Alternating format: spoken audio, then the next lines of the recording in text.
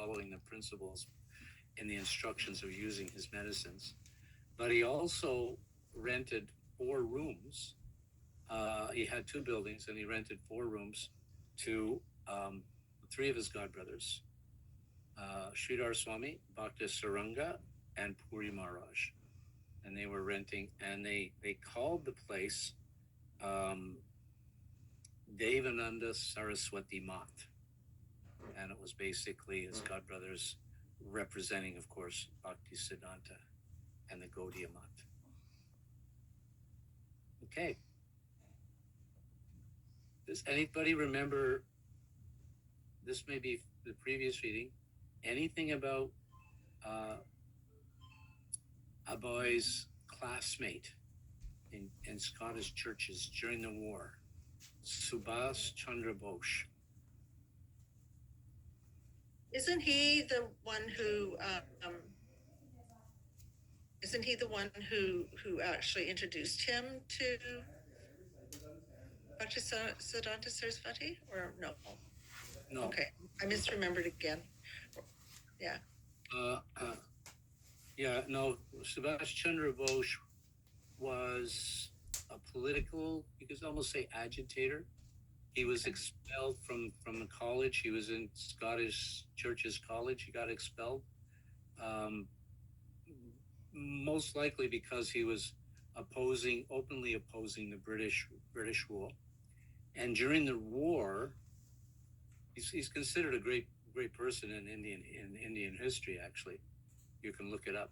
And during the war, what he was doing, he became friends with Hitler, and any Indians that were captured, prisoners that the German army captured, they were returned to Subhas Chandra Bose to make his own army to fight against the British in India, to work towards independence. Okay. Not much spiritual about that, but it's interesting that it's connected to Srila Prabhupada in Scottish Churches College, and there's some part of the Lilamrtas focused on that. Okay, anyone have anything else they'd like to share from last time? We're almost 20 minutes after, so I think we can probably start reading.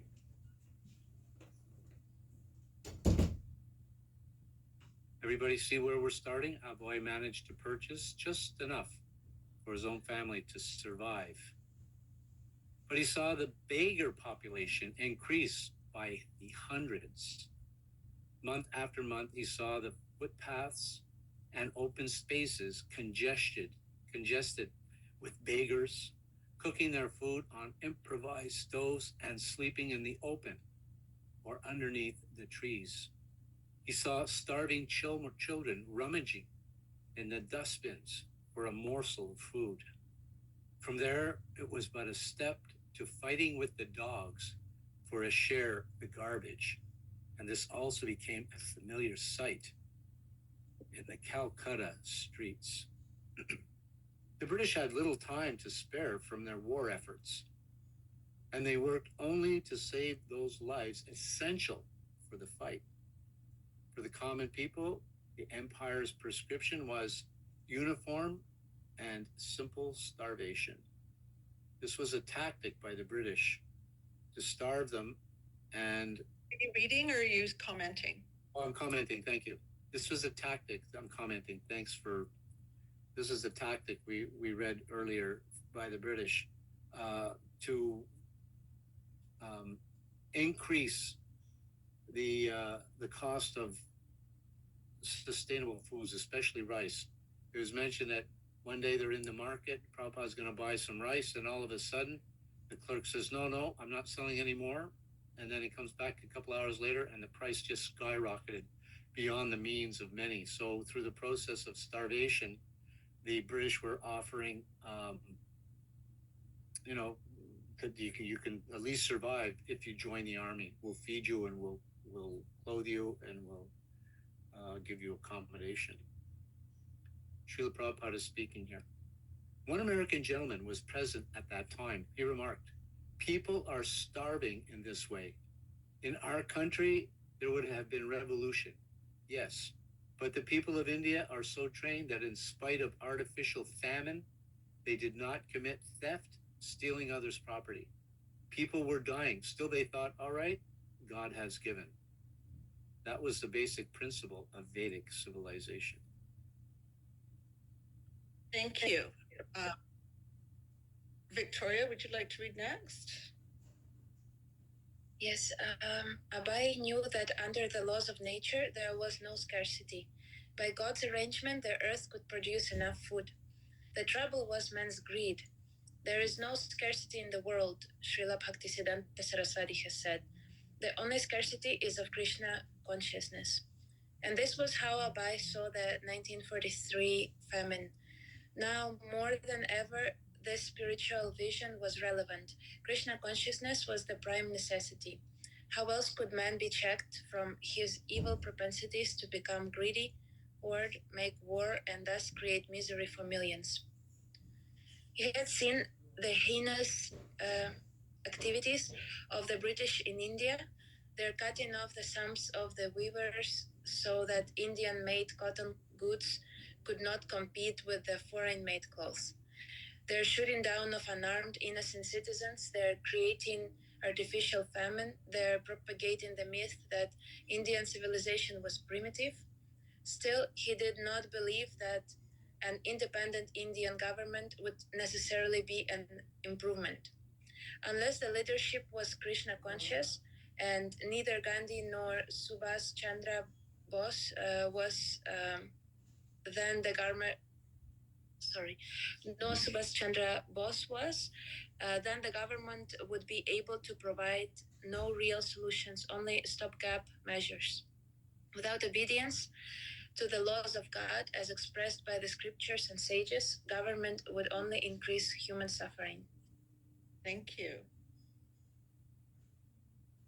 Usha, would you like to read next?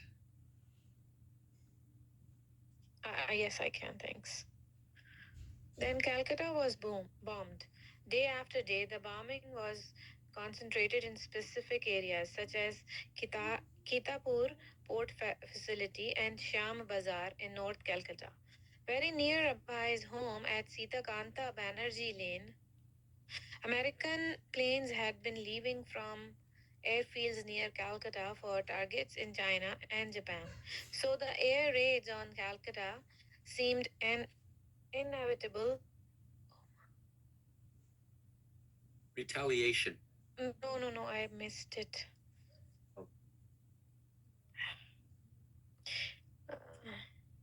American planes had been leaving airfields near Calcutta for targets in China and Japan, so the air raids on Calcutta seemed an inevitable retaliation. It was the Japanese striking back. Or was it? Some said it was the forces of Subhas Chandra Bose. Since bombs fell mostly in the European quarter. But for the people of Calcutta, it made little difference who was attacking. After the first bombing, people evacuated the city. Blackouts were imposed, and at night, the entire city was dark. Srila Prabhupada says, the whole Calcutta became vacant. Perhaps only myself and a few others remained. I sent my sons to Navadip. Of course, my daughter was married.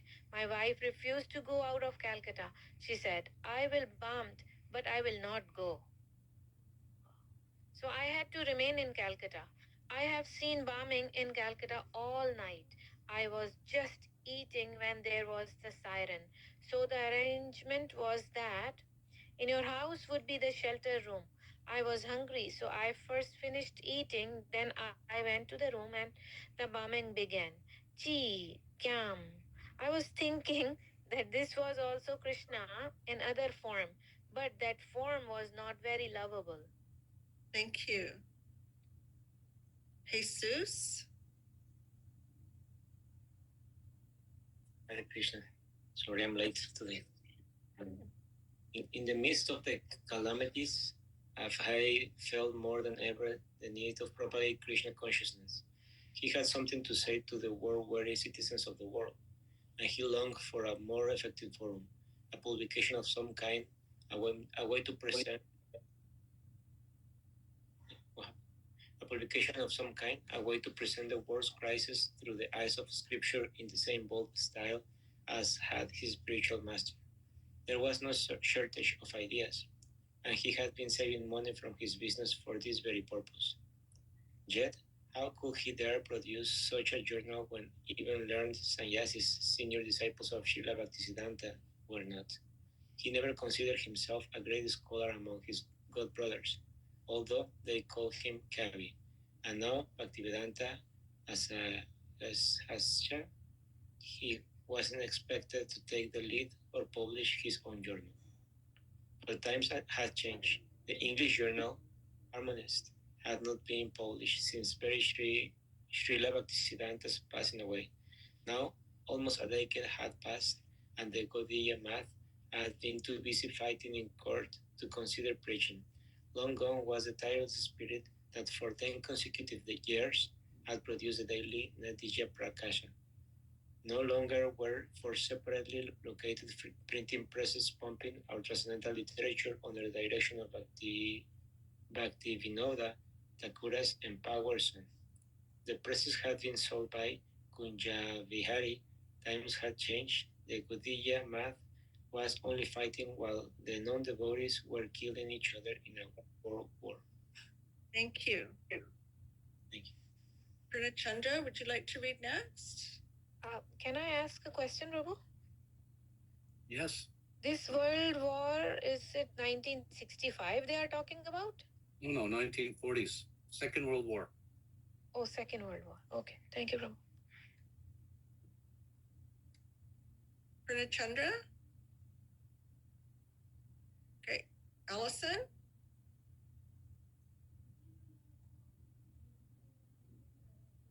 Okay, so I guess then I will read. Sorry, now I'm From his front room at 6 Sita Kant Banerjee. Yeah, thank you.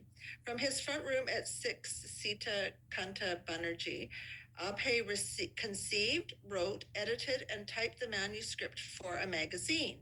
He designed a logo, a long rectangle across the top of the page.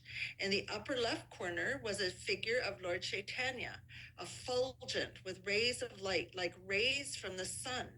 In the lower right were silhouettes of a crowd of people in darkness but groping to receive light from Lord Chaitanya.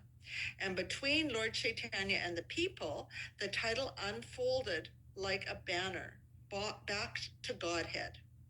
In the lower right corner was a picture of Srila Bhaktisiddhanta Sarasvati seated at his writing, looking up thoughtfully as he composed. Above the logo ran the motto, Godhead is light, nescience is darkness. Where there is Godhead, there is no nescience. Below the logo were the following lines. Edited and founded, and then in parentheses, under the direct order of His Divine Grace, Srimad Bhakti Siddhanta Sarasvati Goswami Prabhupada, by Mr. Abhay Charan Day. Jagavinda, go ahead, please. Abhay had already gained some printing experience in connection with his business, and after completing the manuscript, he brought it to Saraswati Press, the best printers in Bengal. He also hired an agent, Calcutta's prestigious booksellers, Thakur, Spink and Company, who would take responsibility for distributing the journal to bookstores and libraries, including outlets in several foreign countries. Wow. But when he went to buy paper, he met with government restrictions. Because of the war and the subsequent paper shortage, they wanted to say what he had written in terms of national needs. During this time of world crisis, An ordinary citizen's religious newspaper was hardly top priority. Abai's request for paper was perfunctorily denied, but he persisted. He appealed that using paper to print the teachings of the personality of Godhead was not a waste and not ultimately and not untimely in the present troubled atmosphere. Finally, he obtained permission to print his first edition of Back to Godhead, a 44-page publication. Thank you. Victoria?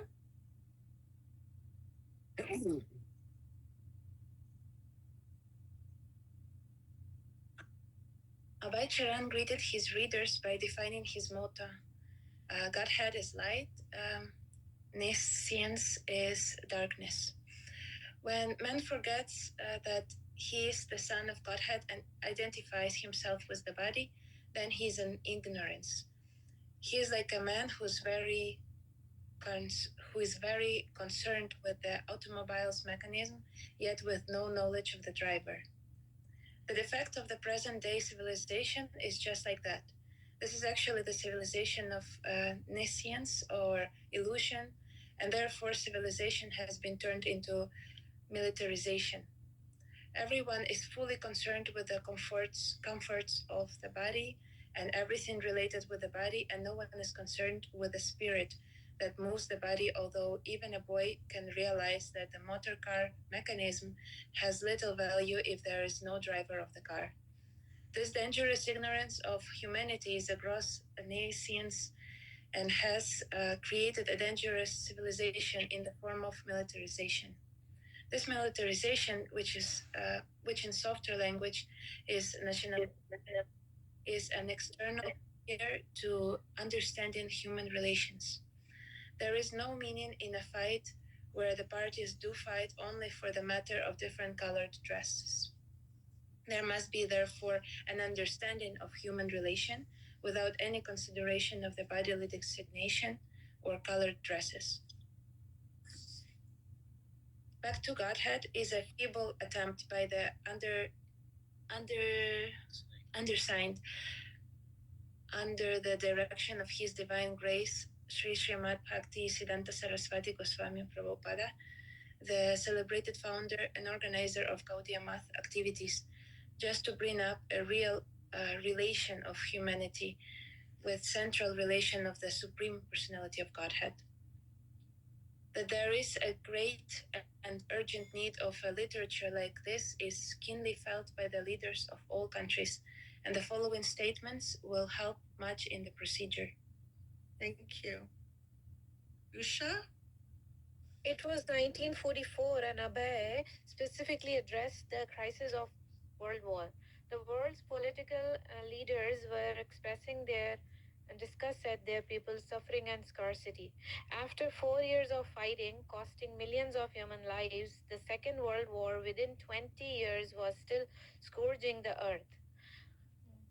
Although the end was in sight, leaders expressed not so much happiness and hope as weariness and uncertainty. Even if this war ended, would there yet be another war? Had man not yet grasped the vital lessons for how to live in peace? Abhay quoted the Bishop of India. India, guided by God, can lead the world back to sanity. He quoted the President of the United States. Our program, therefore, of moral remnants for the world cannot fail to lessen the danger of armed conflict. Such moral rearmament, to be the most highly effective, must receive support on a worldwide basis.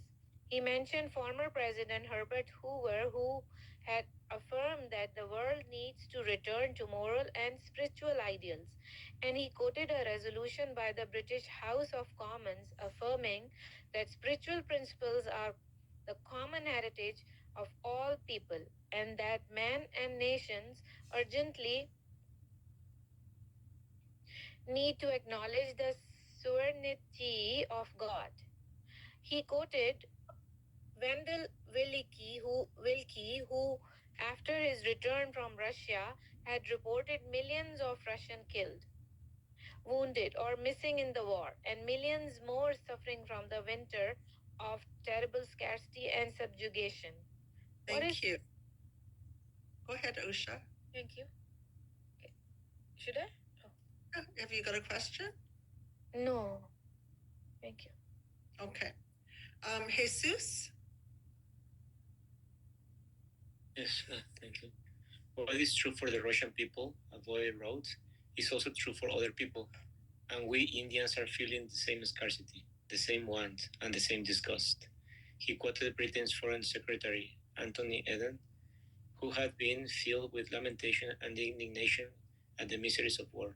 He quoted the Archbishop of Canterbury. In every quarter of earth, men long to be delivered from the course of war and to find in a world which has regained its peace. Respite from the harshness and bitterness of the war they till now. But so often they want the kingdom of heaven without its king, the kingdom of God without God, and they cannot have it. Our resolve must be back to God. We make plans for the future, for peace amongst the nation, and for civil security at home. That is quite right enough, and it would be wrong to neglect it. But all our plans will come to shipwreck on the rock of human selfishness unless we turn to God, back to God. That is the chief need of England and every nation. He also quoted Sir Francis, young husband of Britain.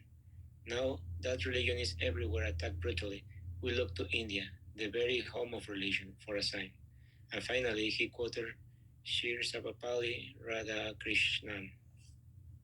This war, when it will be won, will prove to be breeding ground of other wars if the peace was not safe.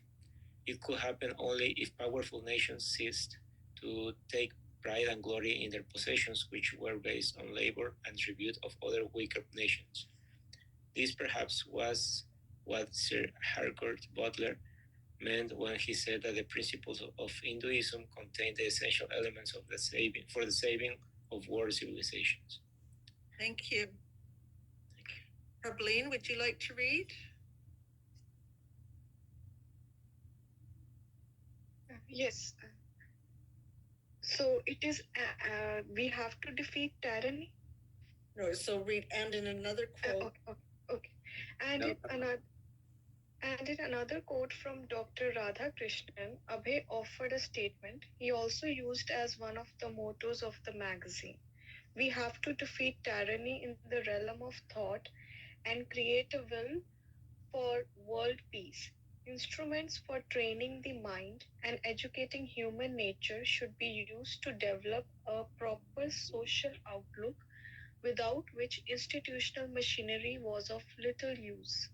Abhay expressed his confidence that the spiritual resources of India could be used by everyone, not only to enhance the glory of India but to benefit the whole world. Next, he told how he had come to begin Back to Godhead magazine, how he had written a letter 2 weeks before the disappearance of Srila Bhaktisiddhanta Saraswati, and how his spiritual master had instructed him to preach in English. Under the circumstances since 1936 up to now, I was simply speculating whether I shall venture this difficult task, and that without any means and capacity. But as none have discouraged me, I have now taken courage to take up the work. But at the present moment, my conscience is dictating me to take up the work, although the difficulties are not over for the present situation arising out of war conditions. Thank you. Abhay. Abhay stated that his paper would contain only the transcendental messages of the great sages of India, especially Lord Chaitanya, and that his duty would be simply to repeat them, just like a translator. He would not manufacture anything, and so his words would descend as transcendental sound for guiding people back to Godhead. He admitted that the subject matters of Back to Godhead, being from a totally different sphere of consciousness, might seem dry to his readers, but he held that anyone who actually gave attention to his message would benefit. Sugar candy is never sweet to those who are suffering from the disease of the bile, but still, sugar candy is the medicine for bilious patients. The taste of sugar candy will gradually be revived if the bilious patient goes on taking sugar candy regularly for the cure of the disease. We recommend the same process to the readers of Back to Godhead. Abai focused on presenting the timeless message of the Vedas, but in the context of current crises. In his essay, Godhead and His Potentialities, he presented Vedic evidence and logical arguments to explain the transcendental nature of Godhead and the individual souls, both being deathless, blissful, and full of knowledge. Because men have forgotten and neglected their vital connection with God, they can never be satisfied in the material world, which is temporary and beset with unavoidable miseries. As spiritual souls, everyone is eternal by nature, and therefore everyone tries to avoid the onslaught of distresses and dangers which come one after another. But the material body is meant for suffering and ultimately for destruction.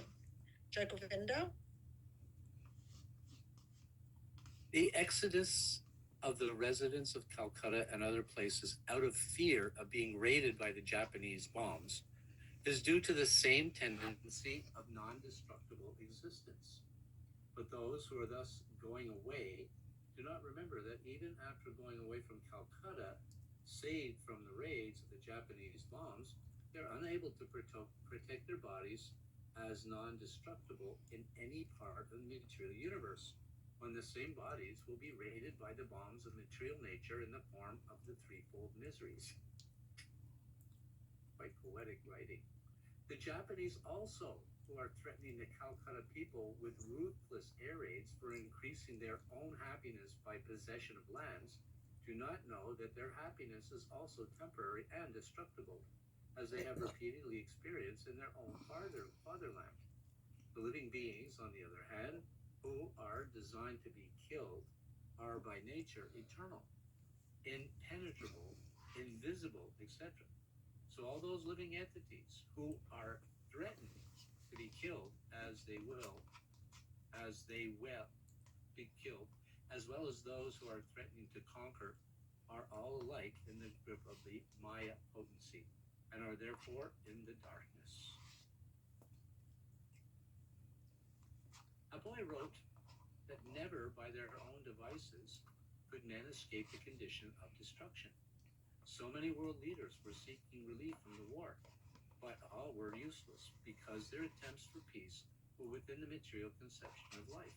Their attempts were like attempts to alleviate darkness with darkness, but darkness can be removed only by light. Without light, any amount of speculation of the human mind, which is also a creation of material nature, can never restore the living entities to permanent happiness. In that darkness, any method of bringing peace in the world can bring only temporary relief or distress, as we can see from all creations of the external potency. In the darkness, non-violence is as much useless as violence, while in the light there is no need of violence or non-violence. Thank you. Victoria?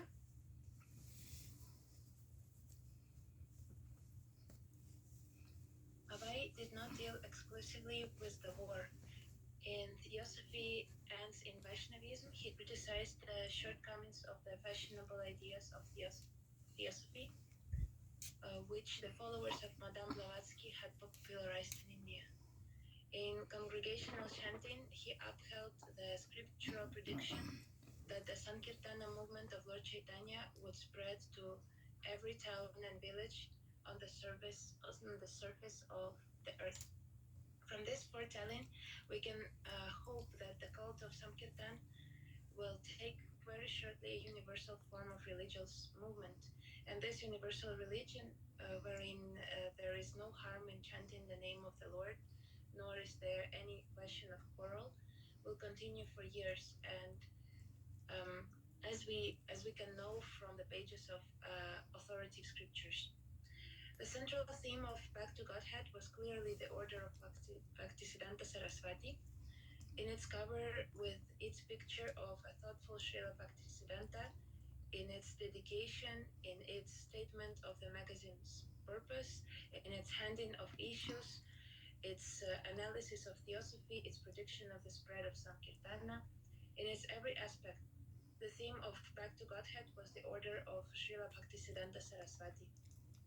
There were also 4 shorter essays by other contributors, including Bhakti Sharanga Goswami. An advertisement on the back cover highlighted Gita Panishad by Abhay Sharande, editor and founder, Back to Godhead, in 3 parts, 1,200 pages, royal size, first class Morocco binding. Thank you. Usha? An elaborate exposition of the world famous Hindu philosophy, the Bhagavad Gita, Bhagavad Gita, in its true scientific theistic interpretation by the chain of the disciplic succession from Sri Krishna, Brahma, Narada, Vyasa, Madhva, Madhavendra, Puri, Ishvara,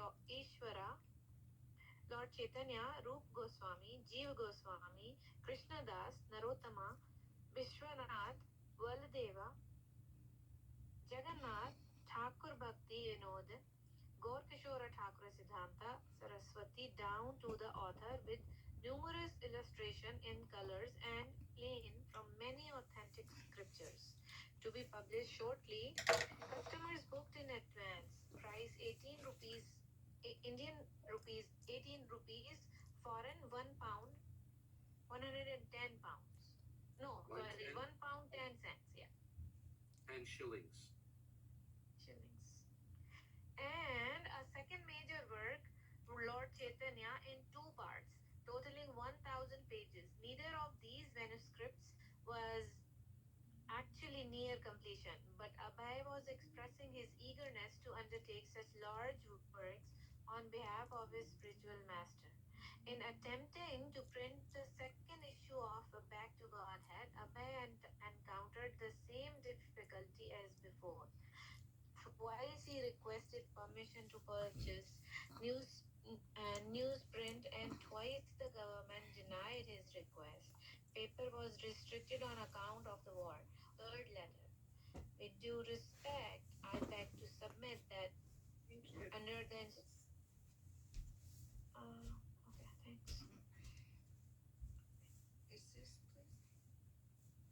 With due respect, I beg to submit that under the instruction of His Divine Grace, Sri Srimad Bhaktisiddhanta Saraswati Maharaj, the spiritual head of Gaudiya Vaishnava, I had to start a paper Back to Godhead.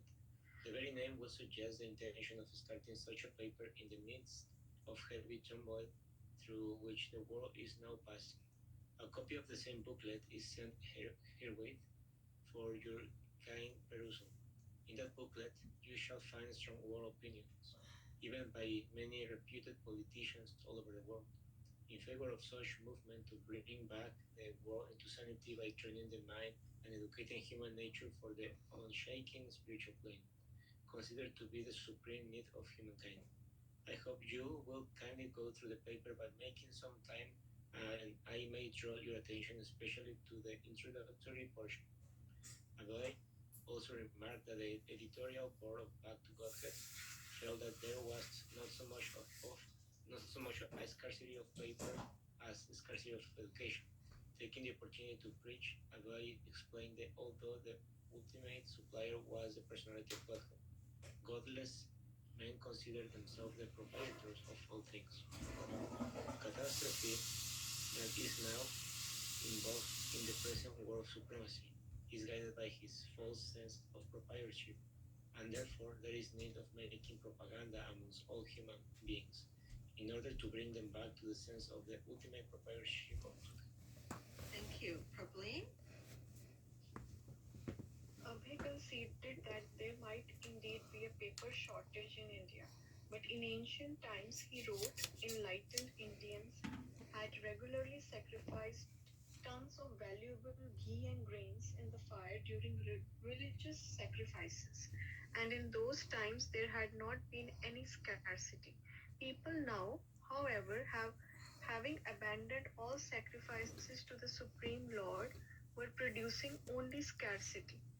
Can we not therefore sacrifice a few reams of paper in the midst of many wastages for the same purpose in order to derive greater benefit for the humankind? I request that the government should take up this particular case in the light of spiritualism, which is not within the material calculation. Even in the Great Britain, the government has immensely supported a similar movement called the moral rearmament movement without consideration of the scarcity of paper, which is more acute there than here. Let there be a page, only if not more for the publication of Back to Godhead, for which we do not mind, but my earnest request is that the government should at least let there be a ventilation of the atmosphere for which my paper Back to Godhead is meant. Kindly therefore give it a serious consideration and allow me to start even by one page every weekly or monthly as you think best without thinking it as ordinary waste of paper for the sake of humanity and Godhead. The letter was successful. Now, with veiled sarcasm, he headlined his second issue. Thanks to the Government of India. He informed his readers, many of whom had been disappointed to learn that the government had curtailed his printing, that he would be able to continue his magazine every month. Abhay printed his letter to the government paper officer and also the reply granting him permission. His articles were shorter, this time displaying the flair of a news columnist, as with philosophical criticism, verve, and a touch of ironic humor, he commented on world leaders and crises. Gandhi Jinnah talks. Mr. Churchill's humane world, Mr. Bernard Shaw's wishful desire, and spontaneous love of Godhead comprised the issue. Thank you. Gandhi Jinnah talks. We are sorry to learn that Gandhi Jinnah talks about unity of the Indian people have failed for the present. Abai was not very optimistic about the results of such occasional talks between several heads of communities. Even if they made a successful solution, it would break up and take the shape of another problem. They were looking for unity between Muslims and Hindus, but in Europe, parties were Christians, and in Asia, they were mostly Buddhists, but still, they were fighting. So fighting will go on between Hindu and Mohammedan, between Hindus and Hindus, or between Mohammedan and Mohammedan, between Christians, and between Buddhist and Buddhist, till the day of annihilation. As long as there was the contaminated self-interest of self-gratification, there would be fighting between brother and brother, father and son, and nation. Real unity would stand only on a plane of transcendental service to the Supreme. Jagavinda? Mahatma Gandhi, Aboy wrote, is far above ordinary human being, and we have all respect for him. But Aboy advised Gandhi to give up his activities on the material plane and rise to the transcendental plane of the spirit. Then there could be talks about the unity of all people. Abai cited Bhagavad Gita's definition of Mahatma, one who concentrates his attention on the service of the Supreme Lord, Sri Krishna. He requested Mahatma Gandhi to adhere to the teachings of Bhagavad Gita and preach his message of surrender to the Supreme Personality of Godhead, Sri Krishna. In this way, Mahatma Gandhi, through his influential position in the world, could bring about universal relief simply by preaching the message of Bhagavad Gita. Thank you. Victoria? Mr. Churchill's Humane World. We're pleased to find that leaders of world politics, such as Mr. Churchill, have nowadays begun to think of a human world and trying to get rid of the terrible national frenzy of hate. The frenzy of hatred is another side of the frenzy of love. The frenzy of love of Hitler's own countrymen has produced the concomitant frenzy of hatred for others, and the present war is the result of such dual side of a frenzy called love and hatred. So when we wish to get rid of the frenzy of hate, we must be prepared to get rid of frenzy of so-called love. This position of equilibrium, free from love and hatred, is attained only when men are sufficiently educated. Thank you. Usha? Until men were educated to see the soul within the body, the dual frenzy of love and hate would continue, and a humane world would not be possible. This introspection, Abhay concluded, is easily attained by service of Godhead. So Mr. Churchill's humane world implies that we must go back to Godhead. Mr. Bernard Shaw's wishful desire.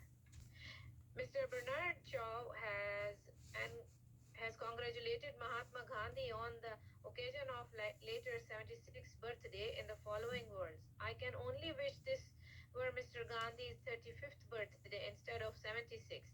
We heartily join with Mr. Shaw in his attempt to subtract 41 years from the present age of Mahatma Gandhi.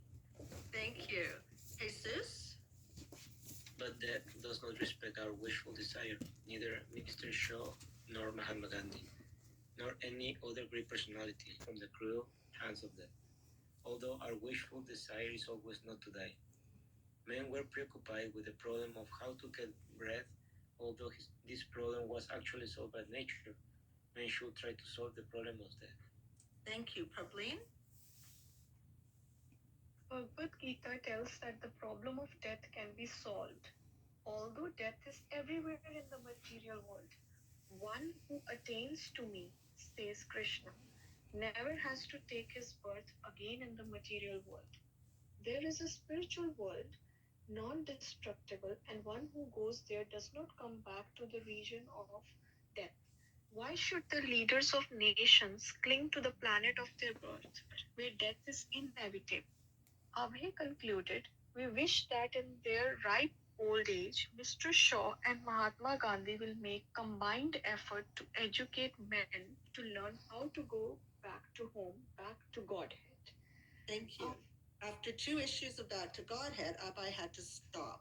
Printing was costly, but he kept writing regularly, working at Gita Upanishad, turning out new articles and philosophical purports on the scriptures, even in the same book in which he wrote his pharmaceutical formulas. Hare Krishna. So I think that's a good place